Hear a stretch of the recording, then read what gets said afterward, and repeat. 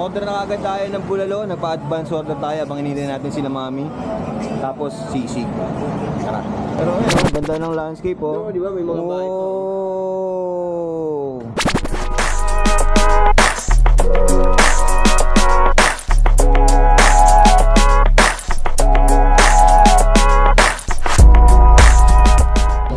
Hello. Isang buo to. Sakto dating ng sisig. Wow, thank you po. Maraming salamat. Dumating yung sisig natin.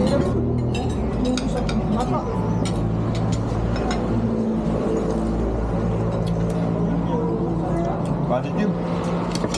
Positive ko. Hello. Ang masundan si sisig. Masama-sama. Nag-exhibition na naman ako. Crunchy sisig pala to. Asan yung ano?